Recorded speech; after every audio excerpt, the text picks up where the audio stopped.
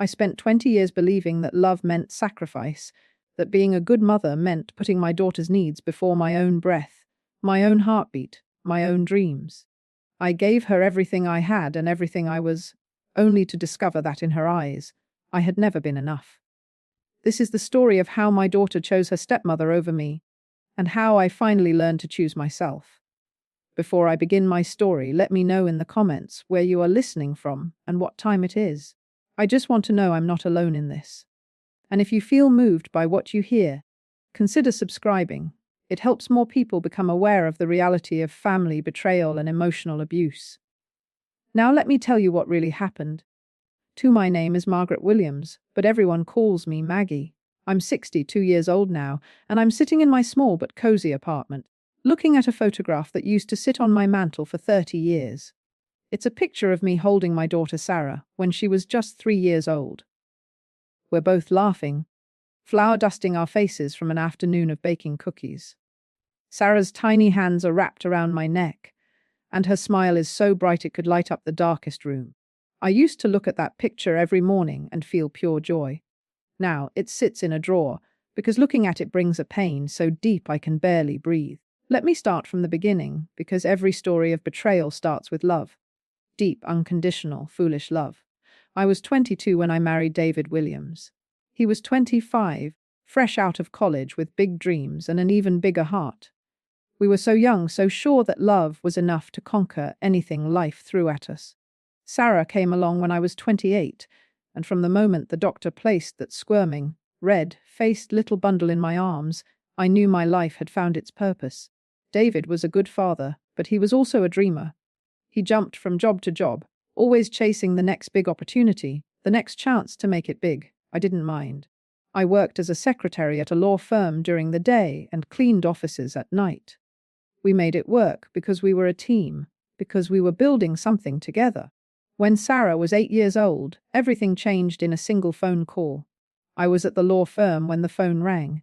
It was a Tuesday morning in October, and I remember the leaves outside the window were just starting to turn gold. The voice on the other end was calm and professional, but the words felt like knives cutting through my chest. Mrs. Williams, this is Dr. Martinez from St. Mary's Hospital. Your husband has been in an accident. The next few hours are still a blur. I remember Rose, my neighbor and dearest friend, driving me to the hospital while I shook like a leaf in her passenger seat. I remember the sterile smell of the corridors and the way my footsteps echoed as I ran toward the emergency room. I remember the doctor's gentle eyes as he told me that David had suffered a massive heart attack while driving. He was 36 years old. Sarah took her father's death hard. She stopped talking for weeks, stopped eating, stopped being the bright, bubbly little girl who used to dance around our living room, singing made-up songs. I was drowning in my own grief, but I pushed it aside because my baby needed me. She was all I had left of David, and I was all she had left in the world. The life insurance money helped, but it wasn't enough to maintain our lifestyle. I had to move us out of our suburban home into a small apartment across town. I picked up a third job on weekends, stocking shelves at a grocery store, because Sarah needed things. She needed dance classes and new school clothes and birthday parties with her friends. She needed to feel normal in a world that had suddenly become very abnormal. I told myself that every sacrifice was worth it when I saw her smile. When she came home from school excited about a project, or when she hugged me tight before bed, whispering, "I love you, Mama," I knew I was doing the right thing. I was being the mother she needed. For 8 years it was just Sarah and me against the world. We had our routines, our inside jokes, our special traditions. Friday night was movie night, where we'd make popcorn and watch old Disney films while snuggled under the quilt my grandmother had made.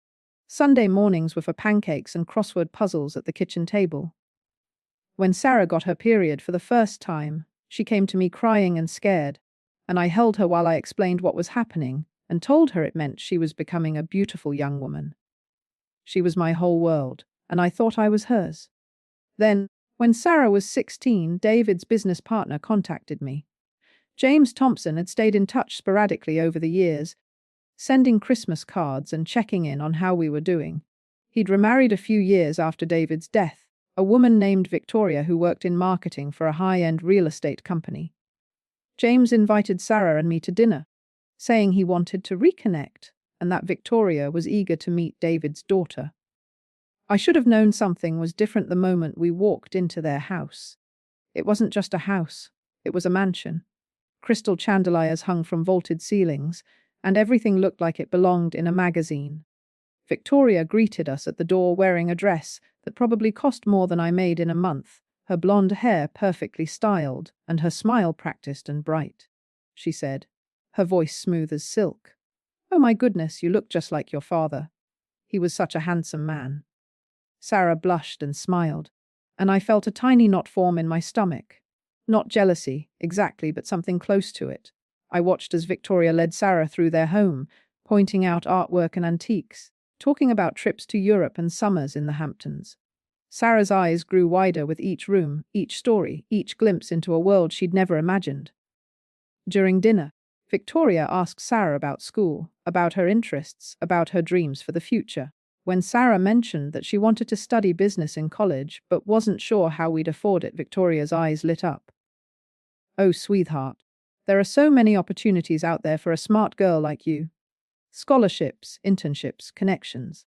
It's all about knowing the right people and presenting yourself the right way." She glanced at me then, and I saw something in her expression that made my blood run cold. It wasn't mean exactly, but it was dismissive.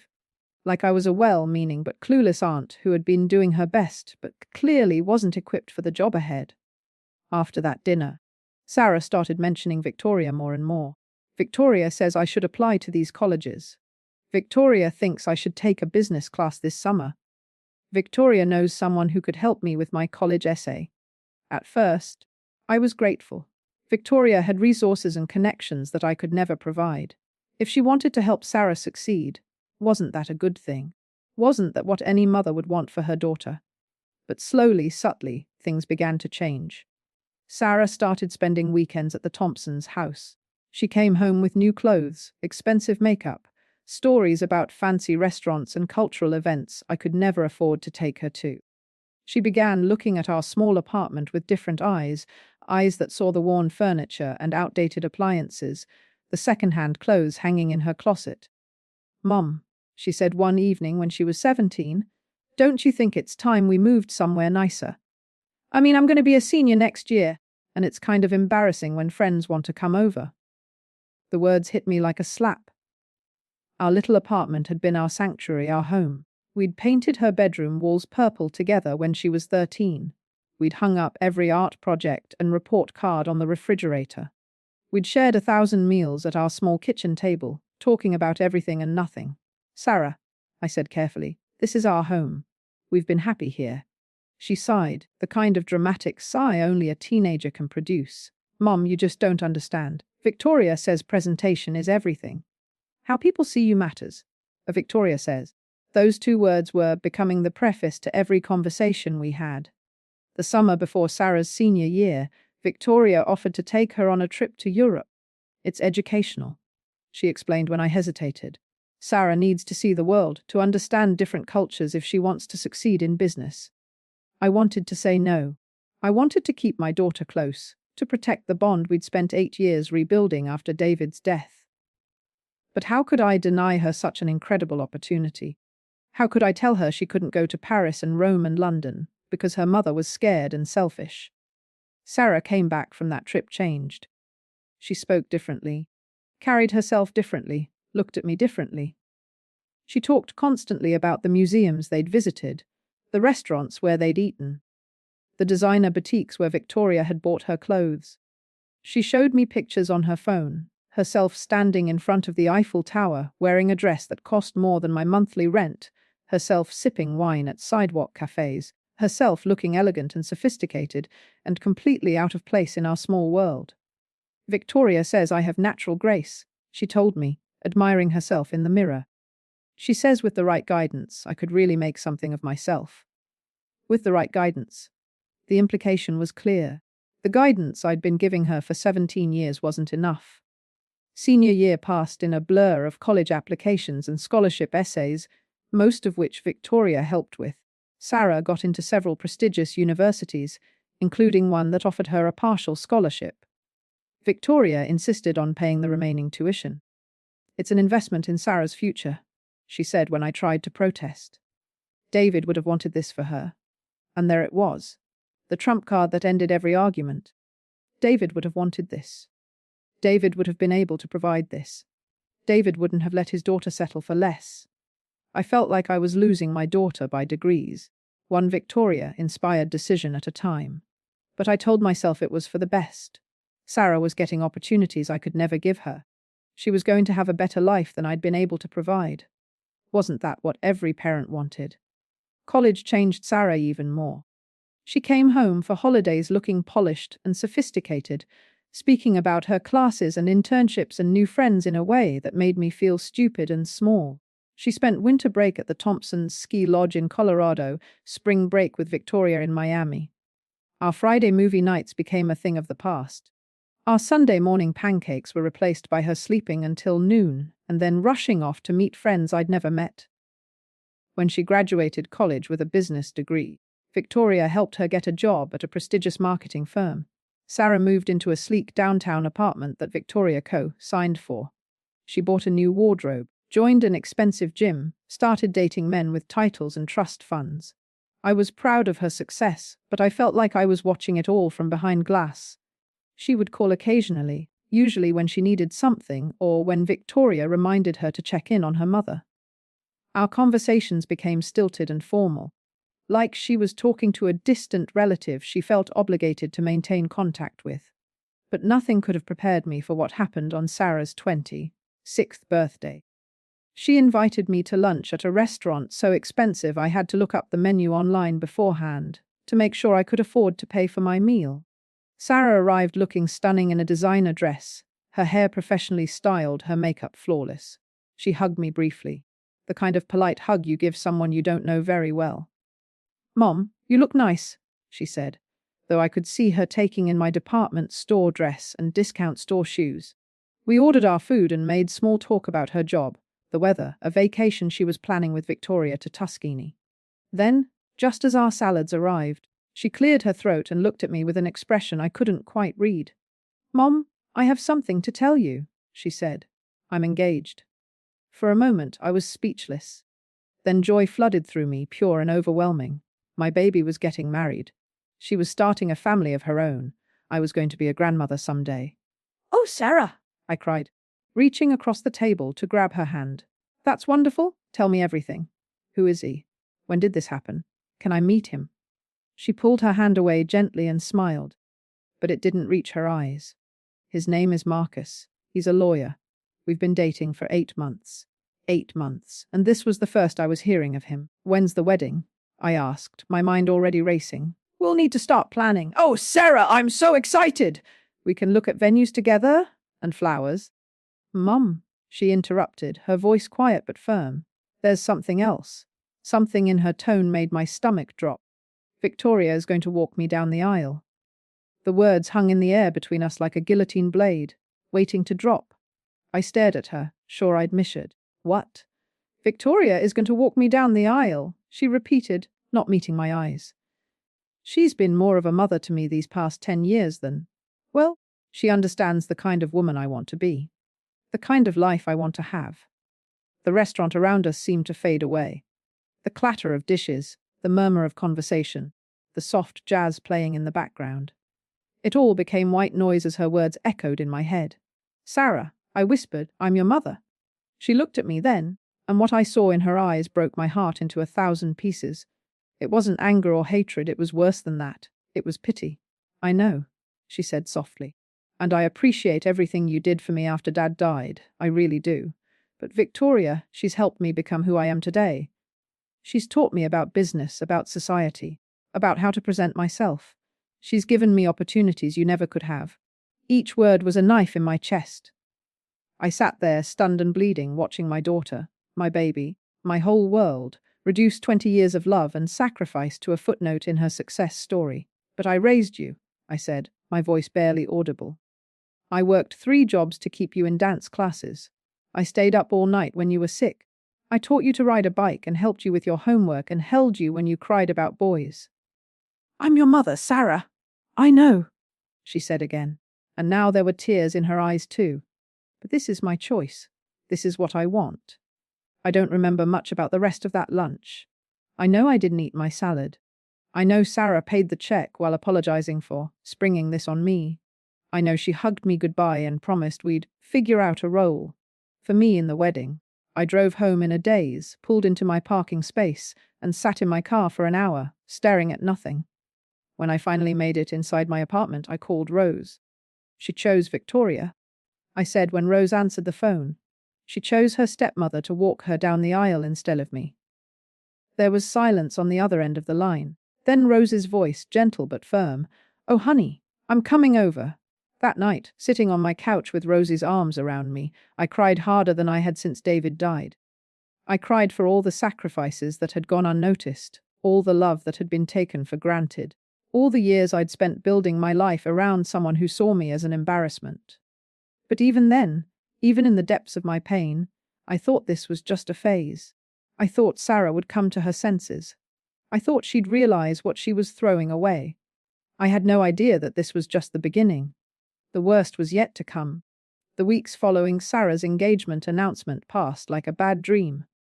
I kept waiting for her to call and tell me she'd changed her mind, that she wanted her real mother by her side on the most important day of her life.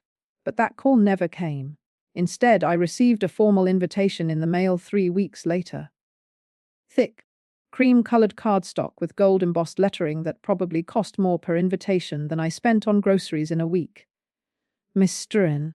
James Thompson requests the pleasure of your company at the marriage of Sarah Elizabeth Williams to Marcus Jonathan Ashworth Effort. I stared at that invitation for a long time, noting that my name appeared nowhere on it. The Thompsons were hosting the wedding.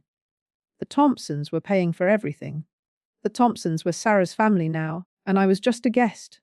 Rose found me sitting at my kitchen table that evening, still holding the invitation. "You know what this is?" she said, settling into the chair across from me. "This is emotional abuse, Maggie. That girl is systematically erasing you from her life, and she's doing it in the cruelest way possible." "She's not cruel," I said automatically, though the words felt hollow.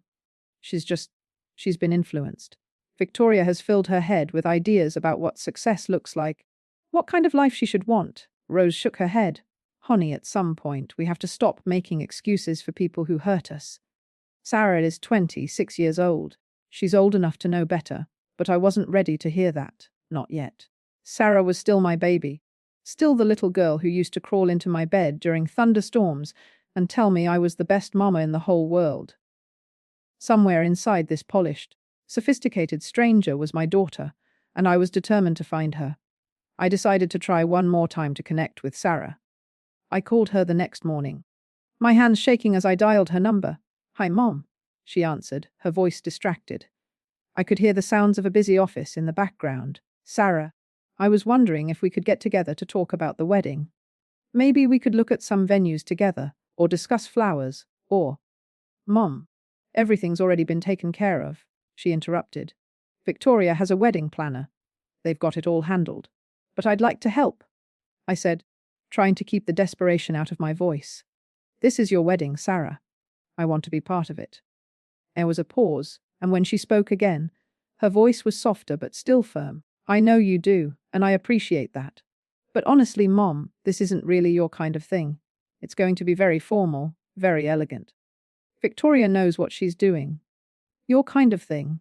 Like I was some sort of hillbilly who'd never seen a wedding before. Like I hadn't dreamed about my daughter's wedding day since she was 5 years old, playing dress up in my old nightgowns." "What about the dress?" I asked, grasping at straws. "Could we shop for your dress together? Just the two of us, like we used to when you were little." Another pause. "Actually, Victoria already took me to this amazing boutique in Manhattan. We found the perfect dress. It's being custom fitted." Of course they had. Of course Victoria had been there for that milestone too. Had been the one to see Sarah's face light up when she found had been the one to wipe away tears of joy in the fitting room. Another precious moment stolen from me. "Well," I said, swallowing hard, "what about the rehearsal dinner? Could I help plan that?" "The rehearsal dinner is at the country club," Sarah said. "Victoria's handling all of that too. Look, Mom, I really have to go. I'm in the middle of a big presentation." Can we talk later? She hung up before I could answer, leaving me staring at my phone and feeling more alone than I had since David died. Over the next few months, I tried repeatedly to find ways to be involved in my daughter's wedding. I offered to help with invitations already ordered, flowers already arranged, music already booked, caterings already handled by the country club. Every suggestion was met with the same response: Victoria had it covered. The only time Sarah called me was when she needed my guest list. She asked for it via text message, requesting that I keep it small because space was limited at the venue. When I submitted a list of 15 people, family friends who had known Sarah since she was born, my co-workers who had watched her grow up, Rose and her family, Sarah called me back within an hour. "Mom, this list is too long," she said without preamble. "We can only accommodate 5 guests from your side." 5, I repeated, stunned. "Sarah, these people love you. They've been part of your life for years." "I know, but the venue has capacity limits, and Marcus's family is quite large. Plus all of Victoria's friends and business associates will be there. It's going to be a very important social event. A very important social event. Not a celebration of love, not the joining of 2 families, but a networking opportunity disguised as a wedding." I ended up inviting Rose and her husband, my sister Linda and her husband who were driving up from Florida, and my elderly neighbor Mrs. Patterson who had babysat Sarah countless times when she was young. 5 people to represent my entire side of Sarah's life. The wedding was set for October 15th at the Riverside Country Club, one of the most exclusive venues in the city. I'd driven past it many times over the years, but never imagined I'd be inside. When I called to ask about parking, the receptionist informed me that valet service was included and that the dress code was formal cocktail attire. I panicked. I didn't own anything that could remotely be described as formal cocktail attire. My nicest dress was a navy blue number I'd bought for a work Christmas party 3 years ago, and even that had come from the clearance rack. Rose insisted on taking me shopping, despite my protests about the expense. We went to 3 different department stores before finding a dress that was appropriate and affordable. A simple black dress with 3/4 sleeves that Rose said made me look elegant. I bought new shoes, had my hair done at a salon for the first time in years, and even splurged on professional makeup. "You look beautiful," Rose said as we stood in front of my bedroom mirror the morning of the wedding. "You look like the mother of the bride should look." But as I stared at my reflection, all I could think about was how different I looked from Victoria. Where she was tall and blonde and polished, I was short and dark-haired and trying too hard. Where she moved through the world with confidence born of privilege, I felt like an imposter playing dress up. The country club was everything I'd expected and more. Massive stone columns, manicured gardens, crystal chandeliers visible through floor to ceiling windows. Cars worth more than my annual salary lined the circular driveway as valets in crisp uniforms opened doors for guests in designer gowns and tailored suits. I felt out of place the moment I stepped out of Rose's car. Everyone else seemed to belong there, to understand the unspoken rules and social codes that governed this world. I clutched my small purse, the only formal one I owned, and tried to match Rose's confident stride as we approached the entrance. Inside, the club was even more intimidating. The lobby featured marble floors, oil paintings of long, dead country club presidents, and fresh flower arrangements that probably cost more than my monthly grocery bill. A string quartet played classical music in one corner, while servers in black and white uniforms circulated with champagne and hors d'oeuvres. I spotted Victoria immediately. She stood near the entrance to the main ballroom, resplendent in a champagne-colored silk dress that probably cost more than my car. Her hair was swept up in an elegant chignon, and she wore pearls that looked like they'd been passed down through generations of wealthy ancestors. She was greeting guests with the ease of someone who had been born to this life. And there beside her was Sarah. My breath caught in my throat when I saw her. She was absolutely radiant in a strapless ivory gown that hugged her figure perfectly before flowing into a dramatic train. Her hair was styled in soft waves, and her makeup was flawless. She looked like a princess, like something out of a fairy tale. But what broke my heart was the way she stood next to Victoria, the easy familiarity between them, the way Victoria's hand rested protectively on Sarah's shoulder.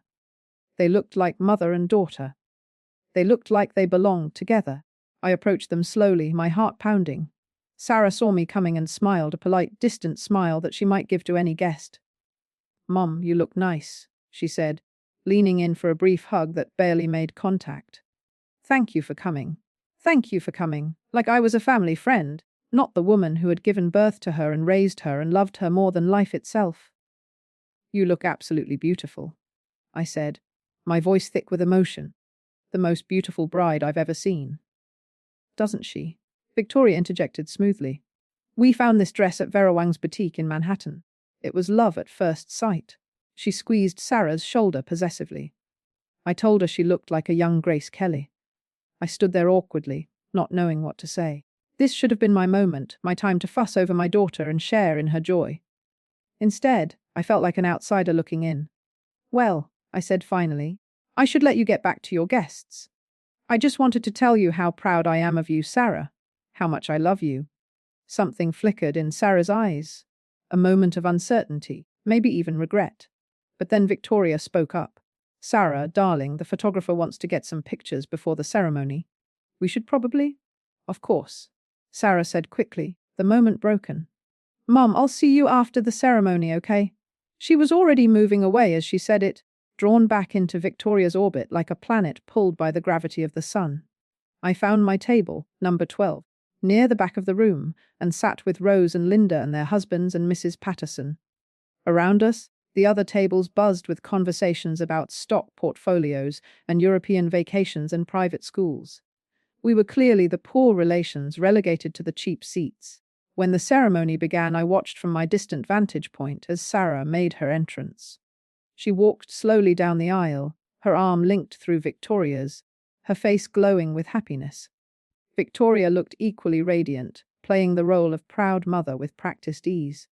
I should have been the one walking with her.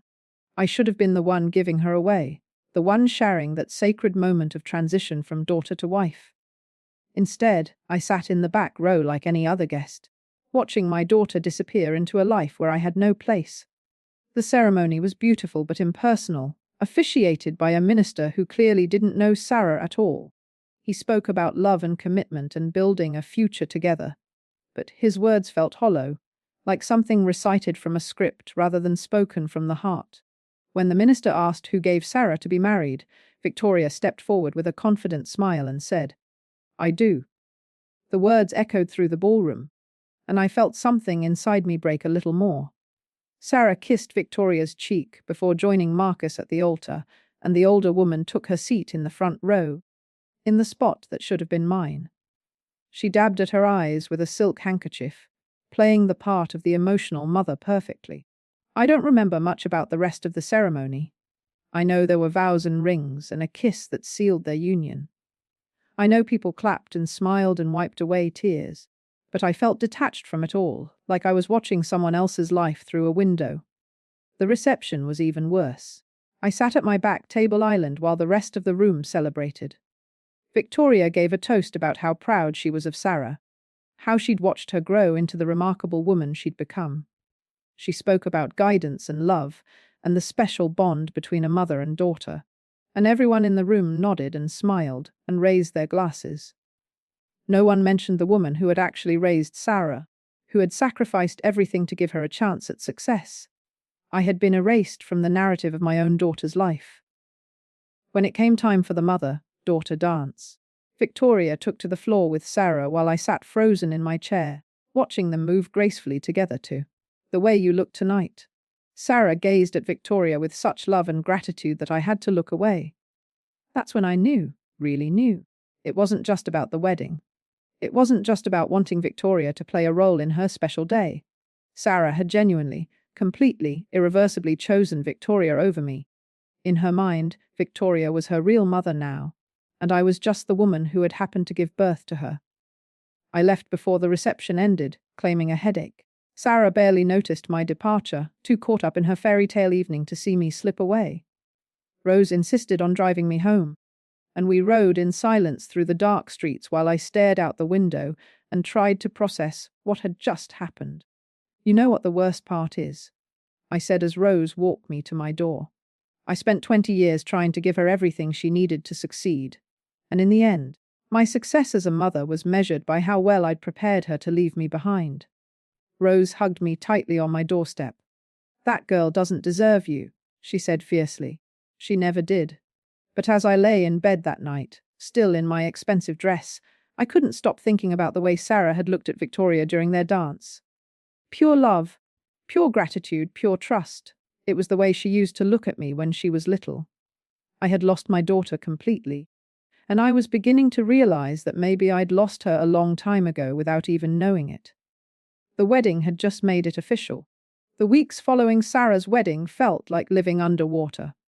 Everything seemed muted and distant, as if there was a barrier between me and the rest of the world.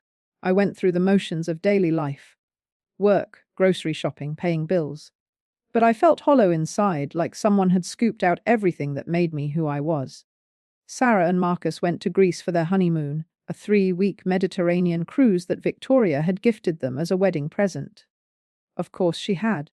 Another experience I could never have provided, another milestone moment where Victoria played the starring role in my daughter's life. I found myself checking Sarah's social media obsessively, scrolling through pictures of azure waters and ancient ruins and candlelit dinners on private terraces. In every photo, Sarah looked radiant and happy, her new life unfolding like something out of a travel magazine. The captions were filled with grateful mentions of the most amazing wedding gift ever, and feeling so blessed. Not once did she mention me or acknowledge that I'd been part of her special day. Rose kept trying to get me out of the house, inviting me to book club meetings and community center events, but I couldn't summon the energy to pretend I was okay. The truth was, I wasn't sure who I was anymore.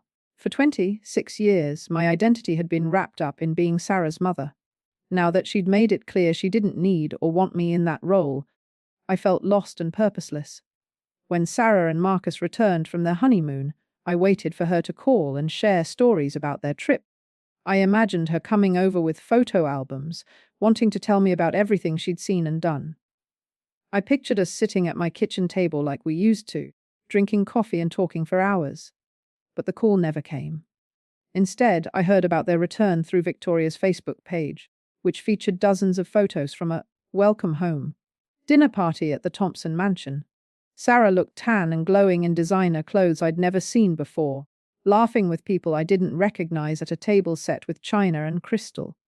I stared at those photos for a long time, studying my daughter's face for any sign that she missed me, that she was thinking about me at all. But all I saw was pure contentment. She looked like someone who had found her place in the world, surrounded by the people who truly mattered to her. Finally, I swallowed my pride and called her myself. "Hi, Mom," she answered, and I could hear the surprise in her voice, as if she'd forgotten I existed. "Hi, sweetheart. I saw on Victoria's Facebook that you're back from your honeymoon. How was Greece?" "Oh, it was incredible," she said, but her voice sounded distracted. "Marcus and I had the most amazing time. The islands were so beautiful, and the food was unbelievable. Victoria really outdid herself with that gift." "I'd love to hear more about it," I said hopefully. "Maybe you could come over for dinner this week. I could make that lasagna you used to love." There was a pause, and when she spoke again, her tone had shifted slightly. "Actually, Mom, things are really busy right now. We're still getting settled in the new apartment, and Marcus has this big case he's working on, and I've got a huge project at work." "Of course," I said quickly, trying not to sound disappointed. "Maybe next week." "Maybe," she said, but I could tell she was already mentally moving on to other things. "Listen, I should probably go. Marcus and I are meeting Victoria and James for dinner tonight." "Of course they were. Okay. I love you, Sarah." "Love you too, Mom. Talk soon." But we didn't talk soon. Days turned into weeks, and the silence between us grew louder and more painful. I started composing text messages to her, then deleting them before sending. I would pick up the phone to call, then hang up before dialing. I was terrified of seeming needy or clingy, of giving her more reasons to push me away. Meanwhile, Victoria's social media painted a picture of constant togetherness with Sarah and Marcus. Dinner parties and theatre outings and weekend trips to the Hamptons. Shopping expeditions and spa days and cultural events. Victoria wasn't just Sarah's stepmother-in-law, she was her best friend, her mentor, her chosen family. And I was becoming a stranger to my own daughter's life. The breaking point came in November, 6 weeks after the wedding. I was at the grocery store when I ran into Ellen Morrison, one of the partners' wives from the law firm where I worked.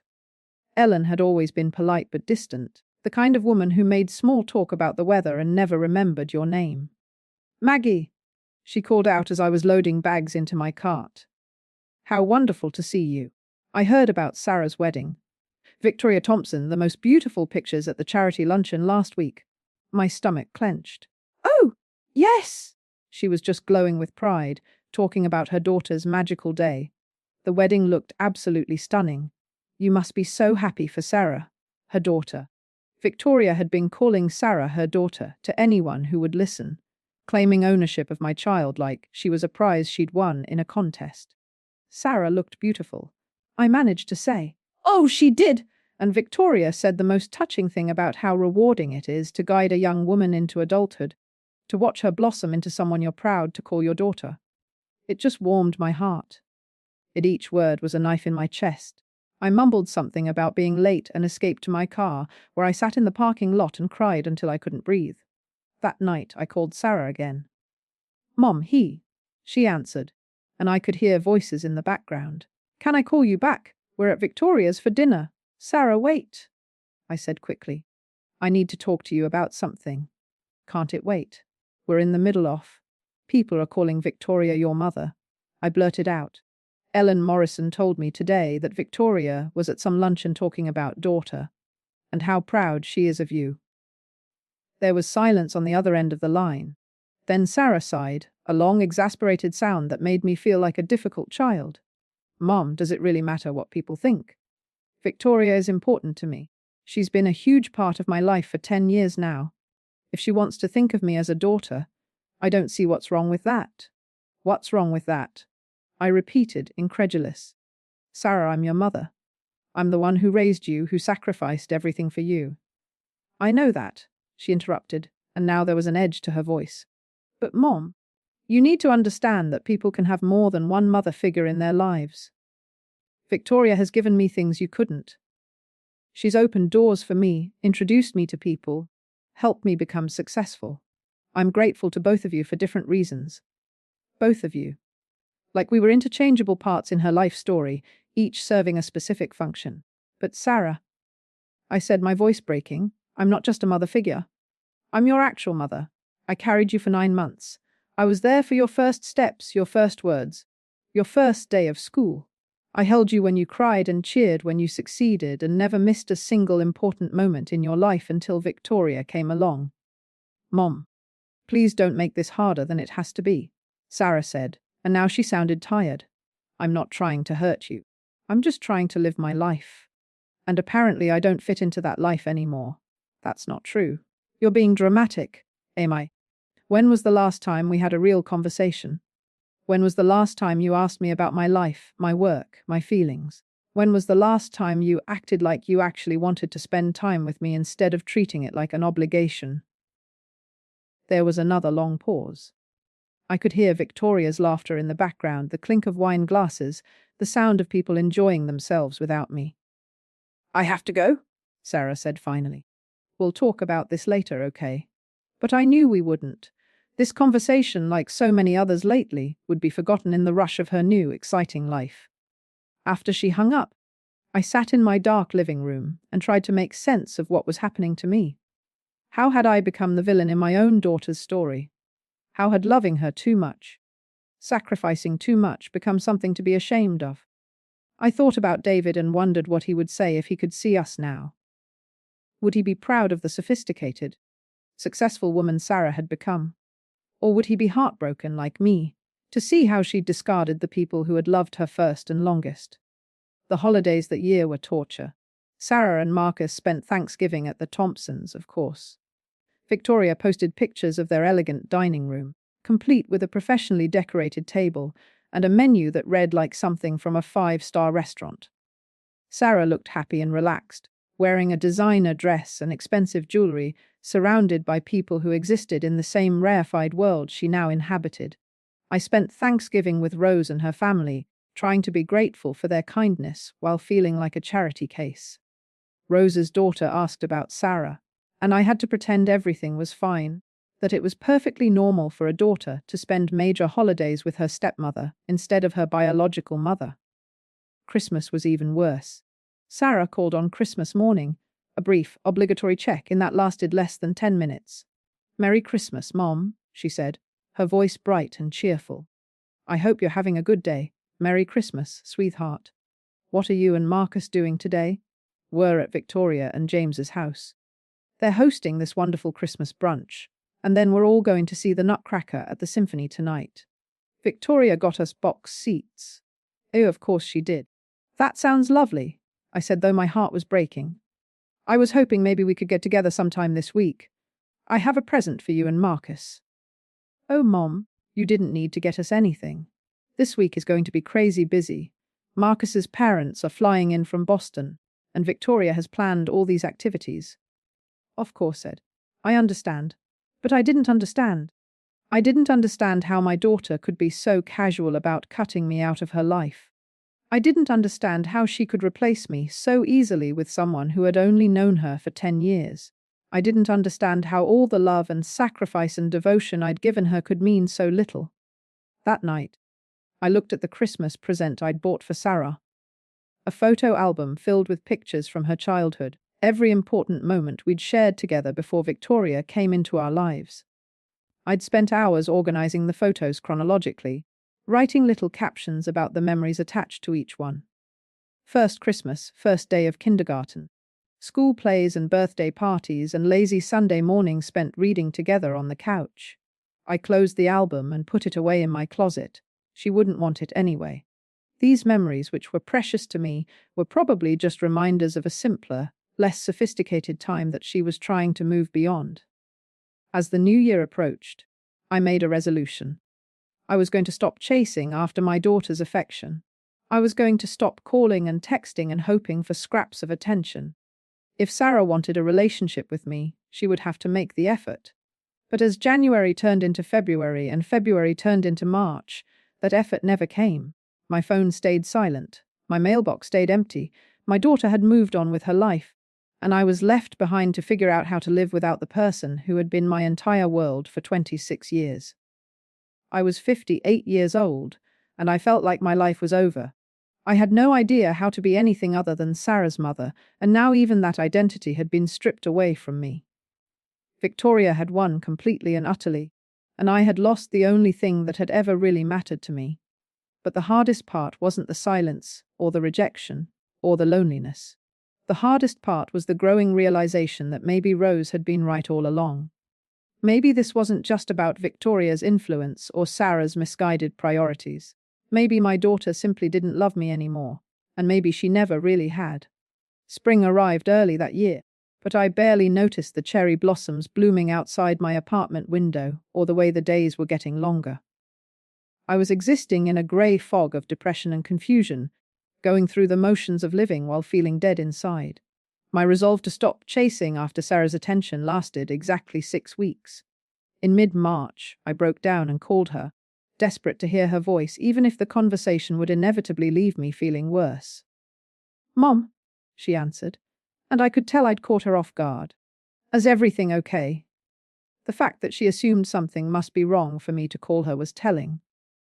When had I become someone who only reached out in emergencies? "Everything's fine," I said quickly. "I just wanted to hear your voice. How are things going with you and Marcus?" "Things are good," she said, but she sounded distracted. "Actually, Mom, I'm kind of in the middle of something right now. Can I call you back?" "Of course," I said, though I knew she wouldn't call back. She never did anymore. "Thanks. Love you." The line went dead, and I stared at my phone for a long time, trying to remember when our conversations had become such perfunctory exchanges. When had love you become something she said out of habit rather than feeling? True to form, she didn't call back that day, or the next day, or the day after that. A week later, I was at work when my colleague Janet mentioned seeing an announcement in the society pages of the newspaper. "Wasn't your daughter's name Sarah Williams?" she asked, looking up from the paper she was reading during her lunch break. My heart skipped a beat. "Yes, why?" "There's an announcement here about a charity gala. Says it's being hosted by Victoria Thompson, and her daughter Sarah Ashworth to benefit the Children's Hospital. They're calling it a mother-daughter evening for a cause. The words hit me like a physical blow. I took the paper from Janet's hands with trembling fingers and stared at the announcement. There it was, in black and white. Victoria Thompson and her daughter Sarah Ashworth cordially invite you to an elegant evening of philanthropy. Her daughter, not stepdaughter, not daughter-in-law, not family friend. Her daughter. The announcement included a professional photo of Victoria and Sarah, both dressed in expensive gowns and smiling radiantly at the camera. They looked like society royalty, like women who had been born to this life of privilege and charity galas. The caption read: Mrs. Thompson and her daughter are passionate advocates for children's healthcare and education. I felt sick to my stomach. Not only had Victoria claimed my daughter publicly, but Sarah had clearly agreed to it. She had willingly participated in this complete erasure of my existence. I left work early that day, claiming a headache that wasn't entirely fabricated. At home, I found myself pacing around my small apartment like a caged animal, unable to sit still or focus on anything. The betrayal felt fresh and raw, like a wound that had been ripped open just when I thought it was starting to heal. I called Rose. "She's calling herself Sarah's mother," I said without preamble when Rose answered. "In the newspaper, in public, and Sarah is going along with it." Rose was quiet for a moment. What exactly did it say?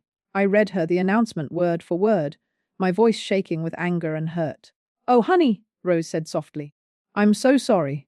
I don't understand how Sarah can do this to me," I said, and I was crying now, ugly tears that came from somewhere deep in my chest.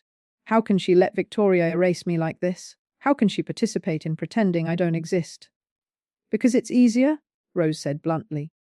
"It's easier for Sarah to play along with Victoria's version of reality than to stand up for you. It's easier to let Victoria take credit for raising her than to acknowledge the sacrifices you made. It's easier to be Victoria's grateful protégé than your complicated, independent daughter." The truth in Rose's words was like a slap in the face. But sometimes the truth is exactly what you need to hear, even when it hurts. That night, I made a decision. I was going to confront Sarah directly about the announcement. I was going to force her to explain how she could do this to me, how she could participate in such a cruel deception. I called her the next morning, my hands shaking as I dialed. "Hi, Mom," she answered, sounding rushed as always. "Sarah, I saw the announcement in the paper about your charity gala." There was a pause. "Oh, yeah, Victoria thought it would be good for my professional image to get involved in philanthropy. The hospital charity is really important to her." "That's not what I'm calling about," I said, trying to keep my voice steady. "I'm calling about the fact that the announcement refers to you as Victoria's daughter." Another pause, longer this time. "Mom, do you understand what that means?" I pressed on. "Do you understand that by allowing yourself to be called her daughter, you're essentially declaring to the entire city that I don't exist? That I never mattered?" "Mom, it's just a formality," Sarah said, and I could hear the defensiveness creeping into her voice. "It's for the event. It doesn't mean anything. It means everything," I exploded, unable to contain my anger any longer. "It means you're ashamed of me. It means you'd rather have Victoria as your mother than me. It means you're willing to rewrite history to fit into the life she's created for you." "That's not fair," Sarah said, and now she was getting angry too. "Victoria has done a lot for me. She's opened doors, made connections, helped me build a career. I'm grateful to her." "And what about what I did for you?" I asked. "What about the 20 years I spent working multiple jobs to keep you fed and clothed and educated?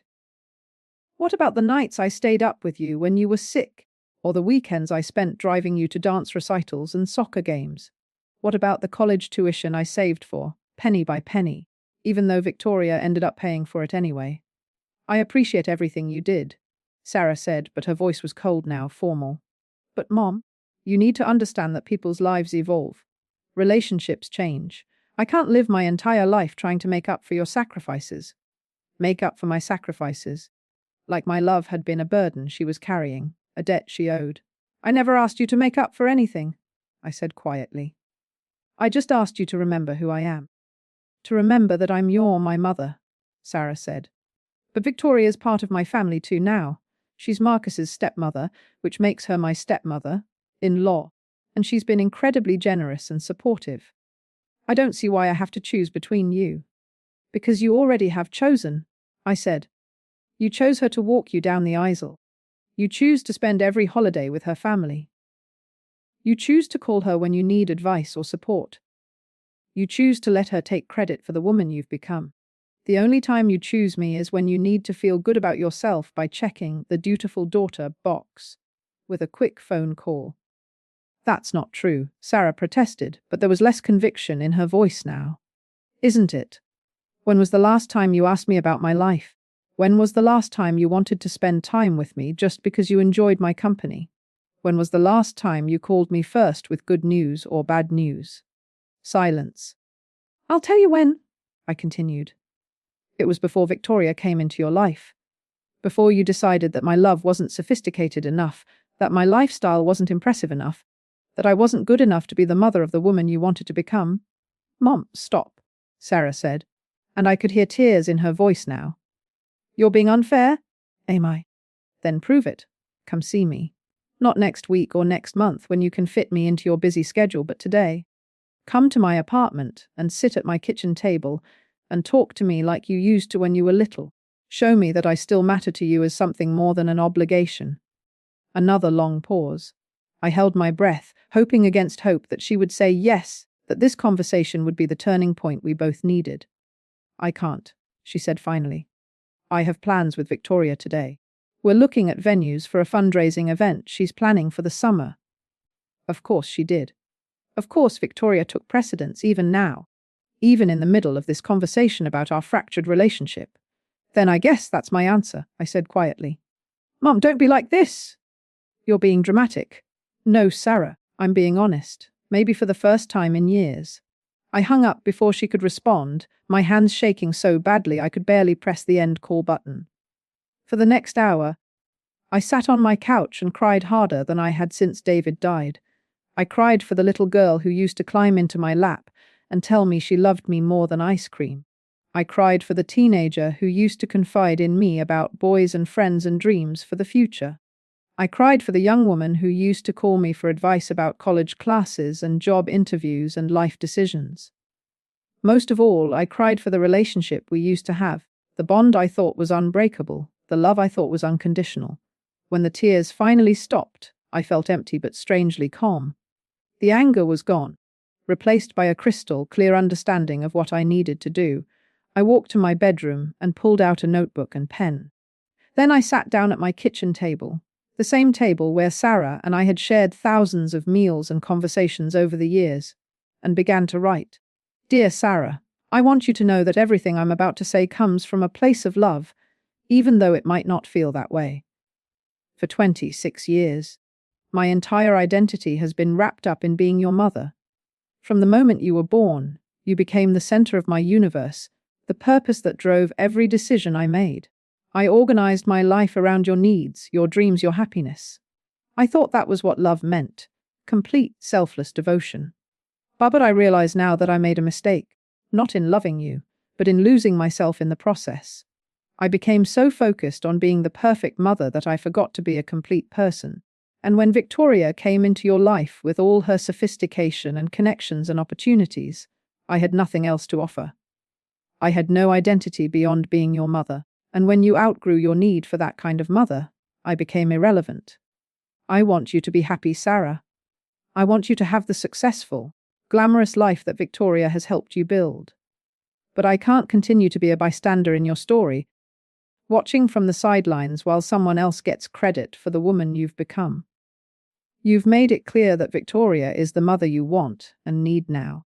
You've chosen her to share your milestones, your holidays, your important moments. You've allowed her to claim you as her daughter, while treating me like a distant relative you're obligated to occasionally acknowledge. I can't live like this anymore. I can't keep hoping for crumbs of affection from my own daughter. I can't keep pretending that you're polite. Distant phone calls are enough. I can't keep watching you celebrate your life with Victoria while I'm left to mourn the daughter I've lost. So I'm setting you free, Sarah. I'm releasing you from any obligation you feel toward me. I won't call anymore. I won't text. I won't show up uninvited or guilt you about spending time with Victoria's family instead of me. I'm giving you the space you clearly want. But I'm also setting myself free. I'm going to stop organizing my life around your absence. I'm going to stop waiting for a phone call that never comes. I'm going to stop hoping for a reconciliation that you clearly don't want. And I will always love you. You will always be my daughter, no matter what any newspaper announcement says. But I deserve better than to be an afterthought in your life, and you deserve to live without the guilt of disappointing me. If you ever want a real relationship with me, not the superficial one we've been pretending to have, but a genuine connection between two adults who care about each other, you know where to find me. Until then, I wish you all the happiness in the world. Af love always. A mom. I read the letter 3 times, making small edits, ensuring that every word was exactly what I wanted to say. Then I folded it carefully, put it in an envelope, and wrote Sarah's address on the front. The next morning, I mailed it. For the first time in months, I felt like I could breathe again. The weight of constantly hoping and waiting and trying had been lifted from my shoulders. I had finally found the courage to speak my truth, to set boundaries, to choose my own dignity over my desperate need for my daughter's love. I didn't know what would happen next. I didn't know if Sarah would respond to my letter or simply ignore it like she'd been ignoring me for months. I didn't know if this was the end of our relationship or the beginning of something new. But for the first time since Victoria Thompson had entered our lives, I felt like I was taking control of my own story, and that felt like the first step toward finding myself again. The silence that followed my letter was deafening. But for the first time in years, it didn't feel like torture. It felt like peace. I had expected to spend the days after mailing my letter to Sarah in agony, checking my phone constantly and jumping every time the mailman came. Instead, I found myself sleeping better than I had in months. The knot of anxiety that had lived in my chest for so long was finally beginning to loosen. A week passed with no response from Sarah. Then 2 weeks. By the 3rd week, I realized she wasn't going to respond at all, and surprisingly, I was okay with that. Her silence was an answer in itself. She had read my letter and chosen not to fight for our relationship, which told me everything I needed to know about where I stood in her life. Rose noticed the change in me immediately. "You look different," she said when she came over for coffee on a Saturday morning in April. "Lighter somehow." "I feel different," I admitted. "For the first time in years. I'm not waiting for Sarah to call or hoping she'll want to see me. I'm not organizing my life around someone who doesn't want to be in it." Rose studied my face carefully. "Terrifying," I said honestly, "but also liberating. For 26 years, being Sarah's mother was my entire identity. Now I have to figure out who I am beyond that. And who do you think you are?" I considered the question seriously. "I don't know yet. But I'm starting to think I might like finding out." That afternoon, I did something I hadn't done in years. I went to the local bookstore and browsed the shelves without any agenda, without thinking about what Sarah might like, or what would impress her if she happened to see my bookshelf. I picked up novels that caught my eye. Biographies of women I found interesting, a cookbook featuring simple but elegant meals for one. At the checkout counter, the young clerk smiled at me and said, "Looks like you're planning some good reading time." "I am," I replied, and realized it was true.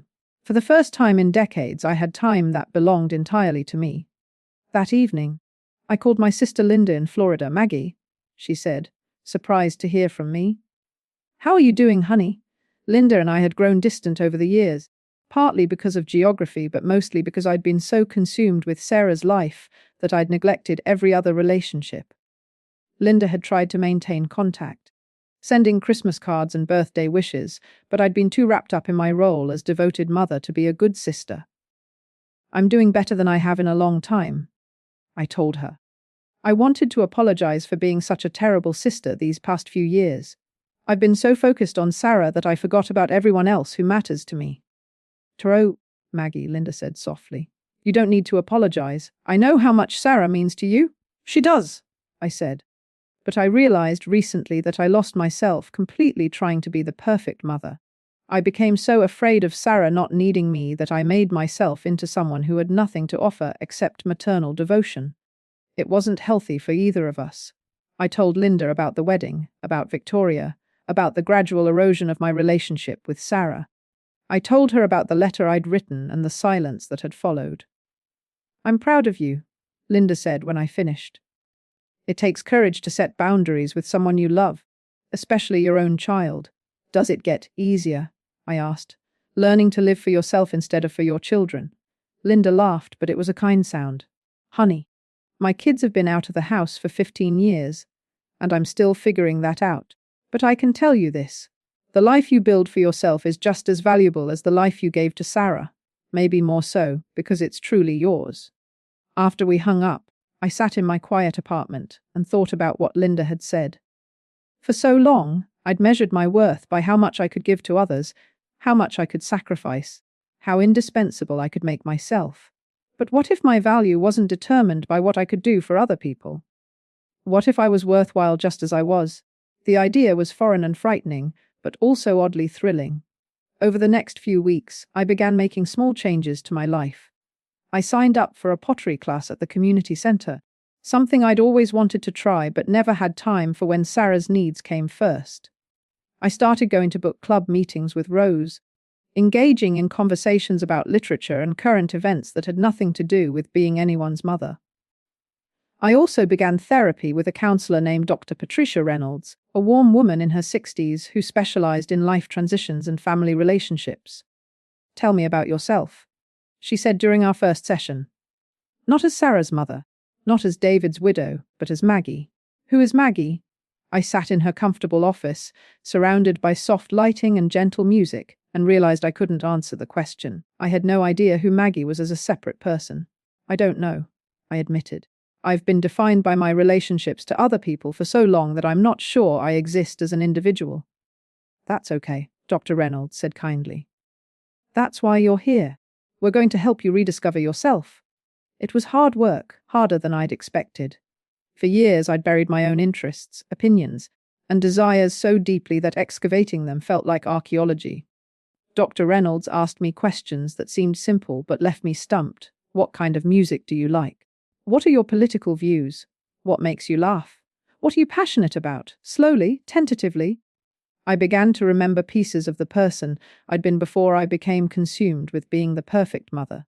I remembered that I'd always loved gardens but had never had the space or time to create one. I remembered that I'd been interested in local politics but had stopped following them when Sarah's activities took over my schedule. I remembered that I'd once dreamed of traveling, of seeing places beyond the small world I'd built around my daughter's needs. In May, I did something that shocked everyone who knew me. I applied for a different job. The law firm where I'd worked for 15 years was fine, but it wasn't fulfilling.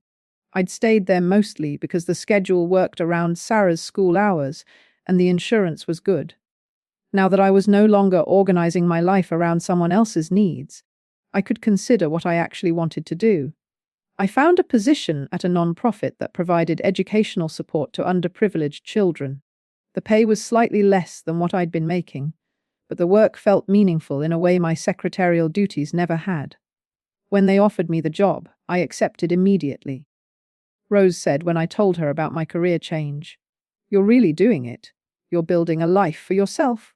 "It's terrifying," I admitted, "but also exciting.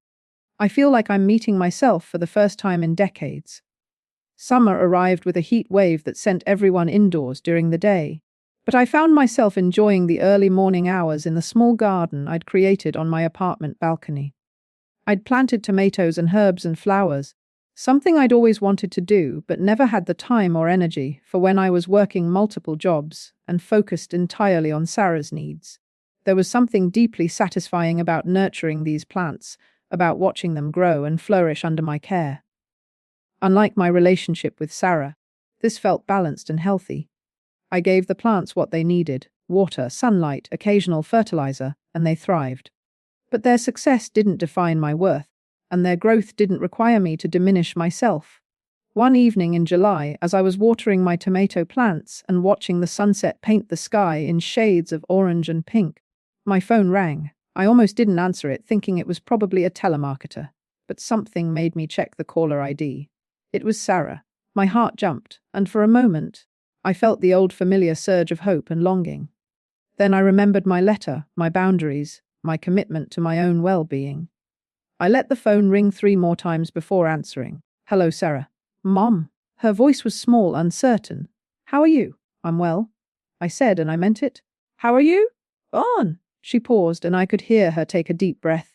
I'm not doing so great, actually. Could we maybe talk? In person. Part of me wanted to say yes immediately, to drop everything and rush to see her. But I'd learned to pause, to consider my own needs alongside my automatic response to fix whatever was wrong in Sarah's world. What would you like to talk about? I asked. Everything, she said, and now I could hear tears in her voice. I got your letter, Mom. I've read it probably 100 times.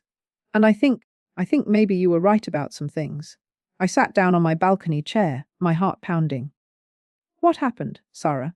It's a long story, and I owe you more than I can express. But Mom, could you possibly meet me for coffee tomorrow? I know I don't have the right to ask for your time after how I've treated you, but I really need to talk to you. The old me would have said yes immediately, would have rearranged my entire schedule to accommodate her. The new me took a moment to consider what I actually wanted to do. I have plans tomorrow, I said. It was true. I was going to the farmer's market with Rose and then to a pottery workshop. These weren't urgent plans, but they were mine, and they mattered to me. But I could meet you on Sunday afternoon if you'd like. Sunday would be perfect, Sarah said quickly. Could you come to my apartment? Or if you'd prefer somewhere neutral. My apartment, I said firmly. If we're going to talk, really talk, I'd like to do it somewhere I'm comfortable. Of course. Whatever you want. Mom, I thank you for being willing to see me. After she hung up, I sat in my garden as darkness fell around me, trying to process what had just happened. Sarah wanted to talk. She'd said I was right about some things. She'd sounded genuinely distressed, not just mildly inconvenienced like she had during our recent conversations. Part of me was curious about what had prompted this sudden change of heart. But mostly, I was proud of myself for not immediately dropping everything to accommodate her. I was proud of maintaining my boundaries while still being open to genuine communication. Whatever Sarah wanted to discuss, I would listen. But I would listen as someone who had value beyond being her mother, someone who had her own life and interests and priorities. I would listen as Maggie, not just as the woman who had given birth to Sarah 28 years ago. For the first time since Victoria Thompson had entered our lives, I felt like I was approaching a conversation with my daughter from a position of strength rather than desperation. I had no idea what Sarah wanted to tell me, but I knew that whatever it was, I would be okay. I had learned to let go, and in doing so, I had found myself again. Sunday afternoon arrived with a gentle summer breeze and the kind of golden sunlight that made everything look softer around the edges. I'd spent the morning tending to my garden and preparing my apartment for Sarah's visit. Not obsessively cleaning like I might have done in the past, but simply making the space feel welcoming and peaceful. I'd made a pitcher of iced tea and set out some of the lemon cookies I'd learned to bake in my newfound free time. Not because I was trying to impress Sarah or win her affection, but because hospitality felt like the right approach to whatever conversation we were about to have. At exactly 2 o'clock, there was a soft knock at my door. I took a deep breath, reminded myself of the boundaries I'd established, and opened it. Sarah stood in my hallway looking nothing like the polished, sophisticated woman I'd seen at her wedding and in Victoria's social media posts. Her hair was pulled back in a simple ponytail. She wore jeans and a plain white shirt, and her face was free of makeup. But it was her eyes that struck me most. They were red-rimmed and vulnerable in a way I hadn't seen since she was a teenager. "Hi, Mom," she said quietly. "Hello, Sarah. Come in." She stepped into my apartment and looked around with what seemed like genuine curiosity, as if she was seeing it for the first time. Which, in many ways, she was. The last time she'd been here was over a year ago, and I'd made so many changes since then. The space felt more like me now, filled with books I actually wanted to read, plants I'd nurtured, artwork from my pottery classes, photos that brought me joy rather than pain. "Your place looks really nice," she said, and I could tell she meant it. "Different. Peaceful, thank you. Would you like some iced tea?" "That would be great." We settled at my kitchen table. The same table where we'd shared so many meals and conversations when she was growing up. But this time felt different. I wasn't desperately trying to hold on to her attention or walking on eggshells to avoid saying the wrong thing. I was simply present, waiting to see what she had to say. Sarah wrapped her hands around her glass and stared down at the table for a long moment before speaking. "I don't know where to start," she said finally. "Wherever feels right," I replied. She looked up at me then, and I saw tears gathering in her eyes. "Mom, I owe you the biggest apology of my life. I've been such a horrible daughter to you, and I didn't even realize how horrible until recently." I waited for her to continue, not rushing to reassure her or make her feel better. This was her conversation to have. "Victoria and I had a fight," she said. "A big one. Actually, it was more than a fight. It was like scales falling from my eyes. I finally saw her for who she really is, and I realized what I'd become in the process." She took a shaky breath. "It started a few weeks ago when Marcus and I told her we were thinking about trying to have a baby. I was so excited to share the news with her, expecting her to be thrilled about becoming a grandmother. But instead, she got this weird look on her face and said, 'Are you sure that's wise right now? You're just getting established in your career.'" Sarah shook her head. "At first, I thought she was just being practical, looking out for my professional interests. But then she started making these comments about how children change everything, how they limit your options, how I was too young to tie myself down like that. She kept talking about all the trips we could take together, all the social events we could attend, all the opportunities I'd be giving up." I felt a familiar anger rising in my chest, but I kept my expression neutral. This was Sarah's story to tell. Then last week, she invited me to lunch at the country club. Just the two of us, which was unusual. She said she wanted to discuss something important. I thought maybe she'd changed her mind about the baby thing, or wanted to plan some kind of celebration.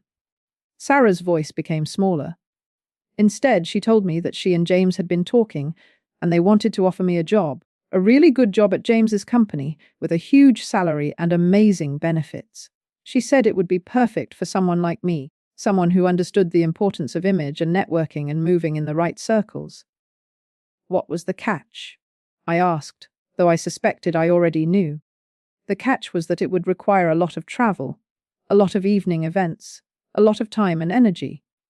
She said it wasn't really compatible with having children, at least not for several years. She suggested that Marcus and I wait until we were more established, before starting a family. Sarah looked up at me with something that might have been shame. "Mom." She was basically trying to bribe me not to have children. She was so invested in keeping me in her world, in maintaining her role as the most important person in my life, that she was willing to interfere with my marriage and my future family. I reached across the table and covered her hand with mine. "What did you tell her?" I told her I needed to think about it. But that night, I couldn't stop thinking about what she'd said, about how she'd framed it as being in my best interests, when it was really about what she wanted. And then I started thinking about other conversations we'd had over the years, other times when she'd helped me make decisions that just happened to benefit her.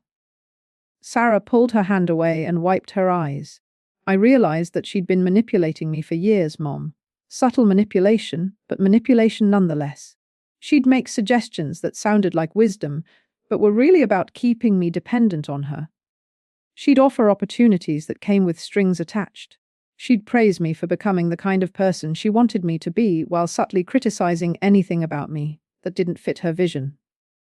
Including your relationship with me," I said quietly. Sarah nodded, fresh tears spilling down her cheeks. "Especially my relationship with you." She never said anything directly, but she was always making little comments about how I was growing beyond my upbringing, how I was meant for better things than what I came from. She made me feel like being close to you was somehow holding me back from my potential. The pain in Sarah's voice was real and raw, but I was surprised to find that I felt more sadness than anger. Victoria had done exactly what I'd feared she would do. She'd systematically isolated Sarah from everyone who had loved her before, creating a world where Victoria was the center and everyone else was disposable. "When did you realize all this?" I asked. "When I went home and told Marcus about Victoria's job offer. He was horrified, Mom. He said he couldn't believe I was even considering it, that of course we should have children when we wanted to, not when Victoria deemed it convenient. He said some other things too, about how much I'd changed since we got married, how I'd been prioritizing Victoria's opinions over his, over my own instincts. Sarah looked down at her hands. He told me he missed the woman he fell in love with, the one who talked about wanting a big family and a close relationship with her mother. He said he'd been watching me gradually become someone else, someone who seemed to care more about impressing Victoria than about being true to herself. That must have been hard to hear. It was devastating, Sarah admitted. But it was also the wake-up call I needed. I spent the next few days really thinking about the person I'd become, about the choices I'd been making and why I'd been making them. And Mom, I realized that I'd lost myself completely trying to become Victoria's idea of the perfect daughter. She looked up at me with eyes full of regret. I treated you horribly. I was so caught up in this fantasy of being sophisticated and successful that I forgot about the woman who actually raised me, who actually loved me unconditionally. I let Victoria convince me that your love wasn't enough, that the life you'd given me wasn't good enough, that I needed to choose between my past and my future. I felt tears prickling at my own eyes now, but they weren't tears of pure sadness. There was relief mixed in, and something that might have been hope. What happened when you told Victoria you weren't interested in the job? I asked. Sarah's expression darkened. That's when I saw her true colors. She was furious, Mom. She told me I was being naive and short-sighted, that I was throwing away an incredible opportunity. When I mentioned that Marcus and I wanted to start a family, she said I was settling for mediocrity, just like my mother had. My breath caught. She said that. She said that and worse. She said that she'd spent 10 years trying to help me rise above my circumstances, trying to give me the tools to succeed in life, and I was throwing it all away to become just another suburban housewife with a handful of kids and no ambition. Sarah's voice shook with anger now. She said that if I chose to have children now, I'd end up just like you, struggling financially, limited in my options, dependent on other people for my security. She said she'd thought I was different, smarter, better than that. The cruelty of Victoria's words took my breath away, but what struck me more was the pain in Sarah's eyes as she repeated them. That's when I finally understood what she'd been doing all these years. Sarah continued. She hadn't been helping me become a better version of myself. She'd been trying to recreate me in her image. She'd been systematically tearing down everything about my past, my family, my values, and replacing them with her own. Sarah reached across the table and grabbed my hands. Mom, I am so sorry. I'm sorry for choosing her over you. I'm sorry for letting her walk me down the aisle. I'm sorry for all the holidays I missed, all the phone calls I didn't return, all the times I made you feel like you weren't enough. You were always enough. You were everything. I squeezed her hands gently. Sarah, I need you to understand something. I'm grateful for this apology, more grateful than you know. But I can't go back to the way things were before. I can't go back to organizing my entire life around being your mother. She looked confused and a little hurt. What do you mean? I mean that losing you, as painful as it was, taught me something important about myself. I had become so consumed with being the perfect mother that I forgot to be a whole person. I gave up my own interests, my own dreams, my own identity to serve yours. That wasn't healthy for either of us. I took a deep breath. Over the past few months, I've been rediscovering who I am beyond being your mother. I've made new friends, developed new interests, built a life that belongs to me. I'm not the same person I was when you left for college, or when you got married, or even when I wrote you that letter. Sarah's eyes widened. Are you saying you don't want a relationship with me? No, I said firmly. I'm saying I want a different kind of relationship. I want to be your mother, but I also want to be Maggie. I want us to be two whole people who choose to love each other, not a mother and daughter trapped in unhealthy patterns of dependence and resentment. Sarah was quiet for a long moment, processing what I'd said. What don't that know yet? I admitted. We'd have to figure it out together. But it would mean that my happiness doesn't depend on your approval, and your choices aren't made out of guilt or obligation to me. It would mean that we both take responsibility for our own lives while still being there for each other when it matters. I'd like that, Sarah said softly. I'd like to get to know the woman you've become. And I'd like you to get to know who I am when I'm not trying to impress anyone or live up to anyone else's expectations. I smiled at her, feeling something shift between us. Not back to the old dynamic, but forward to something new and healthier. There's something else, Sarah said. I confronted Victoria about what she said about you. I told her that my mother was an incredible woman who'd raised me with love and sacrifice, and that I was proud to be her daughter. I told her that if she couldn't respect that, then we couldn't continue to have a relationship. How did she respond? Sarah's laugh was bitter. She told me I was being emotional and ungrateful. She said I'd come crawling back when I realized what I was giving up. Then she said that she'd always known I didn't have what it takes to succeed in her world, that I was too much like my mother after all. And how did that make you feel? Sarah said simply. For the first time in 10 years, I felt free, because I realized that being like you isn't an insult, it's a compliment. You're strong and loving and genuine in a way that Victoria never was. You raised me to be kind and thoughtful and hardworking. Those are good qualities, Mom. They're the qualities that made Marcus fall in love with me in the first place. We talked for another 2 hours, sharing stories and feelings that had been bottled up for years. Sarah told me about the pressure she'd felt to live up to Victoria's expectations, about the loneliness of always having to be perfect, about how much she'd missed our easy conversations and simple traditions. I told her about my therapy, about my new job, about the garden I'd started and the books I'd been reading. I told her about the woman I was becoming and the dreams I was nurturing. As the afternoon wore on, I could see glimpses of the daughter I remembered. Not the polished society woman Victoria had created, but the thoughtful, caring young woman I'd raised. She was still there, underneath all the sophistication and pretense. She just needed permission to be herself again. When it was time for her to leave, Sarah hugged me at the door, a real hug, not the polite embrace I'd grown accustomed to. "Mom," she said, "would it be okay if I called you this week? Not because I need something or because I feel obligated, but because I want to hear about your life." "I'd like that very much," I said. As I watched her walk to her car, I felt something I hadn't experienced in years: hope. Not desperate, clinging hope, but the quiet confidence that came from knowing I would be okay regardless of what happened next. Sarah and I had a long way to go to rebuild our relationship. There would be setbacks and difficult conversations and moments when we'd have to choose between old patterns and new growth.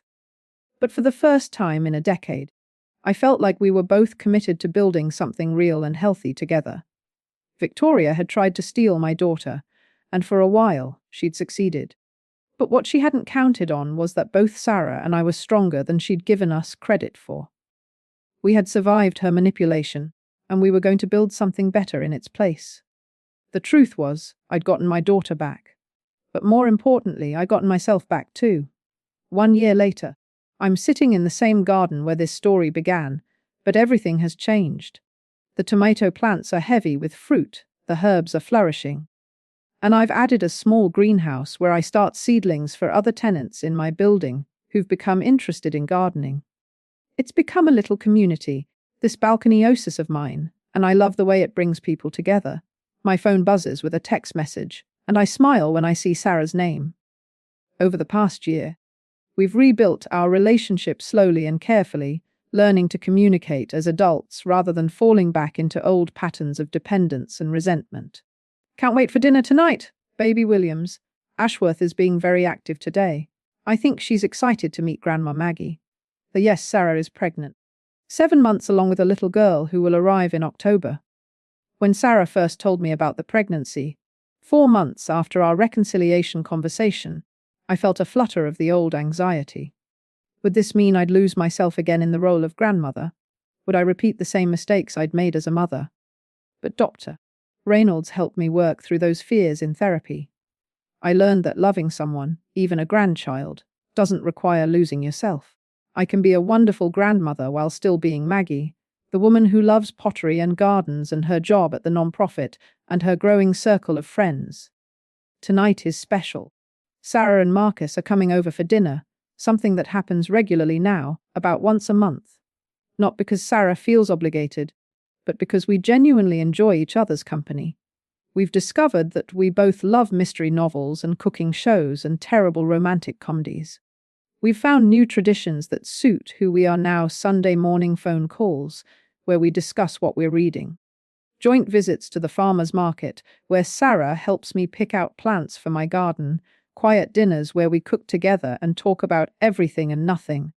I'm making lasagna tonight, not because it's Sarah's favorite from childhood, but because Marcus mentioned loving Italian food and I wanted to try a new recipe I found in one of my cookbooks. The difference is subtle but important. I'm cooking for them because I enjoy hosting, not because I'm desperately trying to recreate the past or prove my worth as a mother. The doorbell rings at exactly 6 o'clock. Sarah has gotten better at punctuality since cutting Victoria out of her life. Apparently, Victoria's idea of fashionable lateness had been another way of establishing control, making everyone else wait for her grand entrance. I open the door to find Sarah glowing with that particular radiance that seems to surround pregnant women. She's wearing a simple maternity dress and comfortable flats, her hair in a messy bun, looking more like the young woman I raised than she has in years. Something smells incredible, she says, hugging me carefully around her growing belly. Marcus follows her in, carrying a bottle of sparkling cider and a bouquet of sunflowers from the farmer's market. He's a good man, Marcus. Kind and steady and genuinely devoted to my daughter. More importantly, he sees and loves the real Sarah, not some idealized version he's trying to create. "How are you feeling, sweetheart?" I ask Sarah as we settle around my kitchen table. She laughs, patting her belly. "And tired, but mostly excited. We finished the nursery last weekend. I can't wait to see pictures," I say, and I mean it. Sarah has been sharing details about their preparations for the baby, asking for my advice about practical things like feeding schedules and sleep routines. Not because she needs me to make decisions for her, but because she values my experience and perspective. It's a healthier dynamic than we've ever had, based on mutual respect rather than desperate need. As we eat dinner, Sarah tells me about her work. She's taken a new position at a smaller marketing firm that offers better work-life balance and more flexibility for new parents. Marcus talks about a pro bono case he's working on that's particularly meaningful to him. I share news about my job and the book I'm reading and the pottery class I'm teaching at the community center. We're three adults sharing a meal and conversation, and it feels natural and easy in a way our interactions never did when Sarah was trying to impress me or I was trying to hold on to her. "Mum," Sarah says as we're cleaning up after dinner, "I want to ask you something, and I want you to feel completely free to say no." I pause in my dish, drying, curious. "What is it?" "Marcus and I have been talking about the birth plan, and we were wondering if you'd like to be in the delivery room when the baby comes. Not as a replacement for Marcus or anything, but as support. As a grandmother." My heart swells with joy, but I don't answer immediately. I've learned to pause and consider what I actually want, not just what I think I should want. "I would love that," I say finally. "But only if you're sure it's what you want, not what you think you should offer me." "It's what I want," Sarah says firmly. "I want my daughter to enter the world surrounded by people who love her. And Mom, despite everything that happened between us, you're one of the people who will love her most." A tears prick at my eyes, but they're happy tears. Then yes, I would be honored to be there. After Sarah and Marcus leave, I call Rose to tell her about the dinner and the invitation to be present for the birth. "You sound happy," Rose observes. "Really? Genuinely happy?" "I am," I realize. For the first time in years, I'm not waiting for the other shoe to drop. I'm not wondering when Sarah will disappoint me or when I'll say the wrong thing and push her away. We're just building something good together. "What about Victoria?" Rose asks. "Do you ever hear anything about her?" I consider the question. In the year since Sarah cut ties with Victoria, I've occasionally seen her name in the society pages or heard gossip through mutual acquaintances. Apparently, she's thrown herself even more deeply into her charity work and social climbing, perhaps trying to fill the void left by Sarah's absence. I feel sorry for her, actually. I say, surprising myself with the admission. She had the chance to genuinely love Sarah, to be a positive influence in her life, and instead she chose manipulation and control. She lost something precious because she couldn't bear to share it. "That's very generous of you," Rose says. "It's also the truth. Victoria gave me an unexpected gift. even though that certainly wasn't her intention. She forced me to confront my own unhealthy patterns and learn to love Sarah in a healthier way. If she hadn't pushed me to my breaking point, I might never have found the courage to set boundaries and rediscover myself. It's strange to think that Victoria's cruelty ultimately led to something beautiful, but it's true. Her attempt to completely replace me in Sarah's life backfired because it was so extreme, so obviously manipulative, that even Sarah eventually saw through it. A few weeks later, I'm at work when I get an unexpected phone call. It's from a journalist at the local newspaper who's working on a story about women who've made significant career changes later in life. "I understand you left a long-term position at a law firm to work in the non-profit sector," she says. "I'd love to include your story in my article about women who've found the courage to pursue more meaningful work." I agree to the interview, and the following week I find myself sitting in a coffee shop talking to this young reporter about my journey from secretary to program coordinator, from someone who defined herself entirely through her relationships to someone who's built an independent, fulfilling life. What advice would you give to other women who feel stuck in lives that don't reflect who they really are? The reporter asks. I think about the question carefully. I'd tell them that it's never too late to rediscover yourself. It's never too late to set boundaries, to pursue dreams you thought you'd missed your chance at, to build relationships based on mutual respect rather than need or obligation. But I'd also tell them that it's hard work, and it requires being honest about your own role in creating the patterns you want to change. When the article comes out a month later, I'm surprised to see my photo on the front page of the lifestyle section. The headline reads, "Never too late. Local women find new purpose after 50. Sarah calls me within an hour of the paper hitting newsstands. "Mom, I just saw the article," she says, and I can hear the pride in her voice. "You look beautiful in the photo, and what you said was so wise. I'm so proud of you for sharing your story." "Thank you, sweetheart." I was nervous about being so public about everything that happened, but I thought maybe it might help other women who are struggling with similar issues. "It will," Sarah says confidently. "Mom, you've become such an inspiration to me. Watching you rebuild your life, watching you discover who you are as an individual, it's taught me so much about what it means to be a strong woman." After we hang up, I sit in my sunny apartment reading the article and marveling at how much my life has changed. 2 years ago, I was a broken woman whose entire identity had crumbled when her daughter chose someone else. Today, I'm a woman with a full, rich life who happens to also be a mother and soon to be grandmother.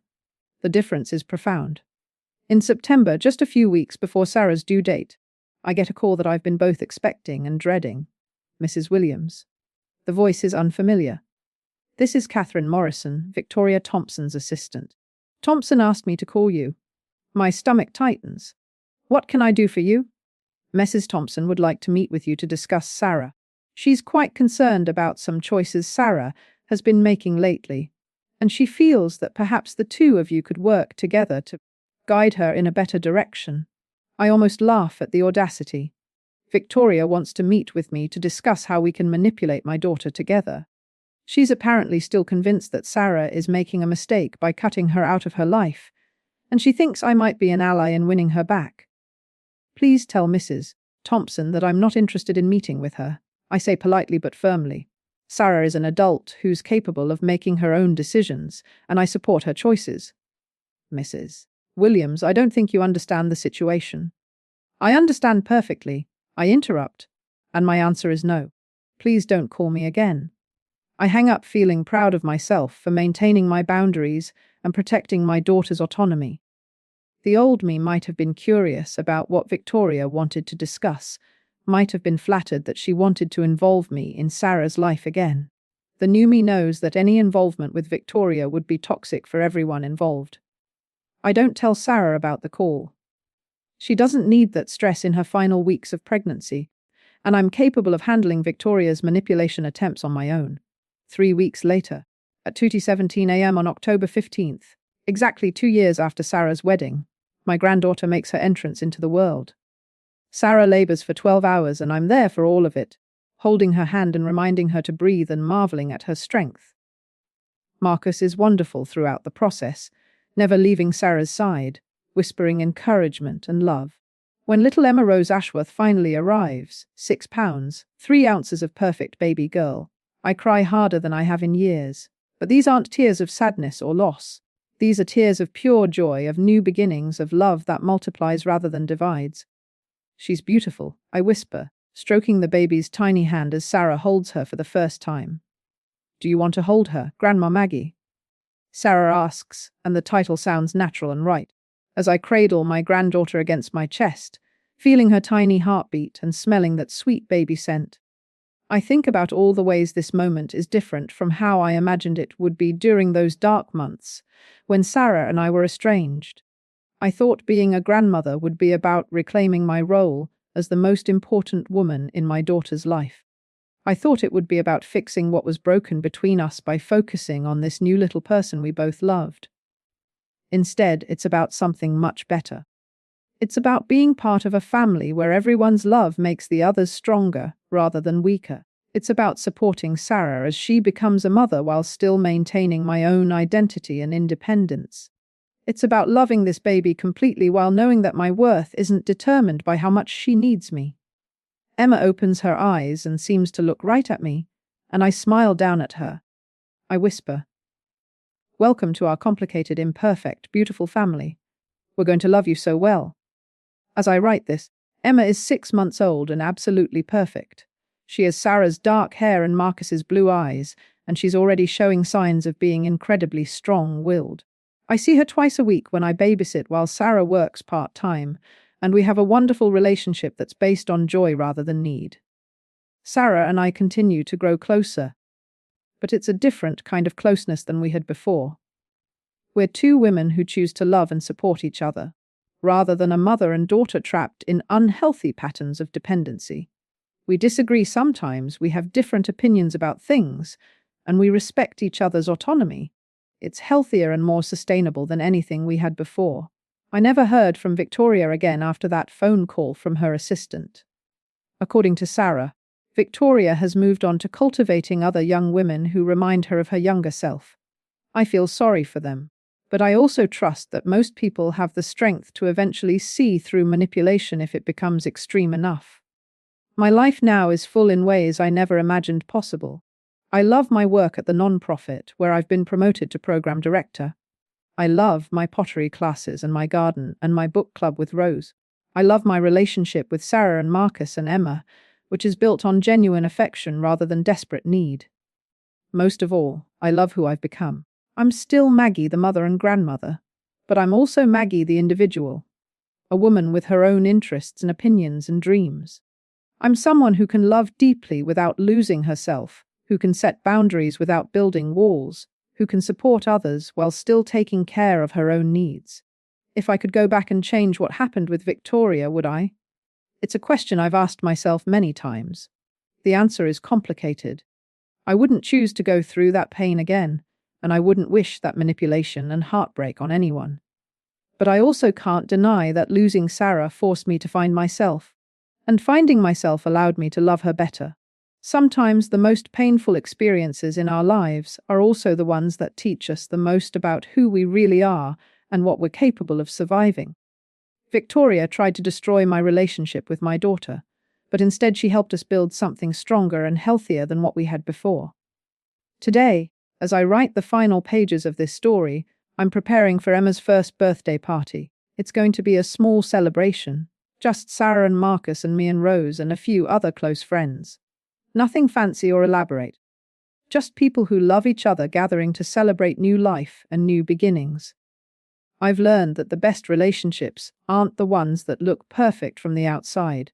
They're the ones built on honesty and respect and the courage to keep growing together, even when growth is uncomfortable. My daughter chose her stepmother over me, and it broke my heart. But in the end, that heartbreak led me to choose myself. And choosing myself allowed me to love my daughter in a way that actually serves her instead of suffocating her. I finally let her go, and in doing so, I got her back. But more importantly, I got myself back too. Some stories end with dramatic confrontations or perfect reconciliations. This one ends with something better, the quiet satisfaction of a life rebuilt, relationships healed, and love that's finally learned to set people free. Emma is stirring from her nap in the other room, and Sarah will be here soon to pick her up. We'll spend a few minutes talking about our weeks, sharing photos and stories and plans for the future. Then Sarah will buckle Emma into her car seat and drive home to the life she's built with Marcus. And I'll settle in with a good book and a cup of tea in the apartment I've made into a true home.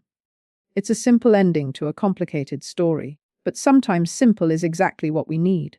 Sometimes simple is perfect.